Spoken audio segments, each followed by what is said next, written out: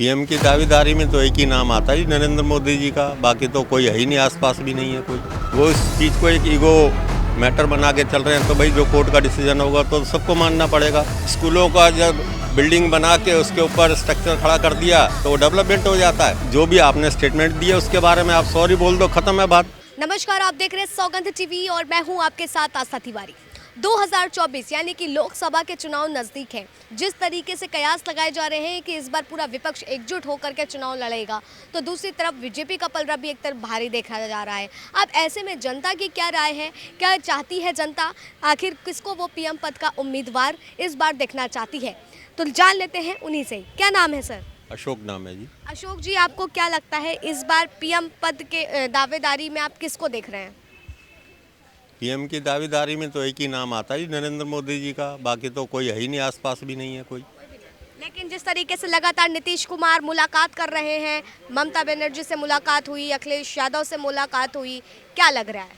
ये तो व्यक्तिगत मुलाकात कोई किसी से करता रहे तो इसका मतलब ये थोड़ी होता है वो प्रधानमंत्री बन जाएगा।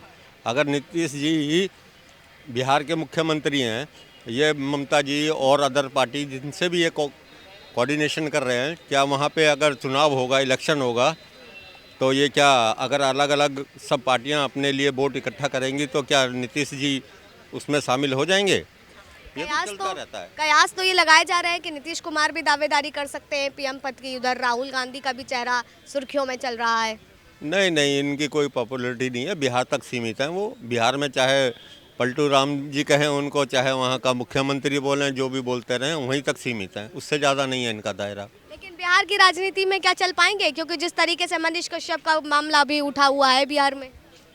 देखो, वहाँ कुछ जाति समीकरण है जिसके आधार पे अगर बन सकते हैं तो शायद 100% नहीं है, लेकिन फिर भी उनको बहुत कठिनाइयों का सामना करना पड़ेगा, क्योंकि वो पलटू राम के नाम से मशहूर हो चुके हैं वहाँ। लगातार ये भी कहा जा रहा है कि बीजेपी के राज में जो है महंगाई बढ़ रही है, अर्थव्यवस्था अपनी चरम सीमा पे नहीं है। आपको क्या लगता है, क्या ये सब सही है? किस कंट्री में भी आप देखेंगे कि चाहे अमेरिका हो चाहे ब्रिटेन हो, किस कंट्री में है कि भाई सब जगह सस्ता है? सब जगह महंगाई है। ये जो पढ़े लिखे लोग हैं उनको पता है कि ये जो वर्ल्ड वार के स्टेज पे आज दुनिया खड़ी हुई है, यूक्रेन और रशिया का युद्ध जो चल रहा है, उसके बीच में कुछ ऐसे समीकरण बन गए जिससे महंगाई होना एक लाजमी है। ये कोई ये नहीं कि इंडिया में ही महंगाई हो रही है, क्योंकि सप्लाई सब जगह से एक दूसरे से कनेक्टेड है। हर कंट्री एक दूसरे के ऊपर डिपेंड है। तो ये पढ़े लिखे लोगों को पता है कि महंगाई का रीज़न क्या है। आज तेल महंगा हो जाता है तो उसका इफ़ेक्ट हर चीज़ पे पड़ता है। ट्रांसपोर्ट महंगा हुआ तो हर चीज़ महंगी हो जाती है। तो पढ़े लिखे लोगों को पता है कि महंगाई क्यों है। जीडीपी कैसे बढ़ती है हमारी, वर्ल्ड में आज हम 4th या 5th नंबर पे हैं, तो कुछ ना कुछ तो डेवलपमेंट है ना इंडिया का। अब हम महंगाई को लेकर रहेंगे, इतना जो इंफ्रास्ट्रक्चर डेवलपमेंट हो रहा है उस पर पैसा खर्च हो रहा है, तो ये कहाँ से आ रहा है? यहीं से तो इकट्ठा होगा, लोगों से कंट्रीब्यूट होगा, तभी तो ये देश डेवलप करेगा, कि हम सिर्फ पेट तक सीमित रहें। तो जनता को क्या लगता है कि आखिर किसी देश को कई विकास के लिए फुल एजुकेशन होनी चाहिए या लीडरशिप की आपके अंदर क्वालिटी होनी चाहिए? नहीं नहीं, लीडरशिप नहीं होनी चाहिए, एजुकेशन मस्ट है। देखो, अब पढ़ा लिखा आदमी होगा तो उसको सब पता चलता है कि भाई क्या चीज़ ज़रूरी है। आज ये केजरीवाल साहब दिल्ली में फ्री चीज़ दे रहे हैं, डेवलपमेंट क्या है? पिछले 15 साल जो सीएम रही शीला दीक्षित जी, उन्होंने डेवलपमेंट किया है, उसी के बिहाफ पे ये कह रहे हैं जी ये डेवलप कर दिया, वो डेवलप कर दिया। कुछ भी नहीं। स्कूलों का जब बिल्डिंग बना के उसके ऊपर स्ट्रक्चर खड़ा कर दिया तो डेवलपमेंट हो जाता है। बच्चों जो स्कूल में बच्चे पढ़ रहे हैं उनका आईक्यू लेवल टेस्ट करवाओ ना, कितना है।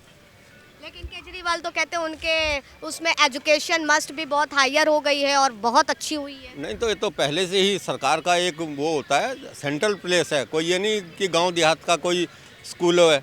ये सेंट्रल में अगर डेवलपमेंट नहीं होगा तो और होगा कहाँ पे? जहाँ के पास आपके पास रेवेन्यू के इतने सोर्सेस हैं तो डेवलपमेंट नहीं करोगे आप। लेकिन लगातार ये भी बात की जा रही है कि राहुल गांधी की जिस तरीके से संसद की सदस्यता गई, उसके बाद उनको निवास भी अपना छोड़ना पड़ा है। तो जिस तरीके से विपक्ष उनके तरफ से बोल रहा है, तो क्या लगता है कि 2024 में ये वोटों पे असर दिखेगा? नहीं नहीं, पब्लिक को इससे कोई मतलब नहीं है, वोटों का असर नहीं पड़ेगा इसमें। कुछ भी जिसने जहाँ वोट करना है, किस बिहाफ पे वोट करना है, ये पब्लिक को सब मालूम है। अब राहुल जी की सदस्यता गई तो उनको टाइम दिया गया कोर्ट ने कि आप जो भी आपने स्टेटमेंट दिया उसके बारे में आप सॉरी बोल दो, ख़त्म है बात। वो इस चीज़ को एक ईगो मैटर बना के चल रहे हैं, तो भाई जो कोर्ट का डिसीजन होगा तो सबको मानना पड़ेगा।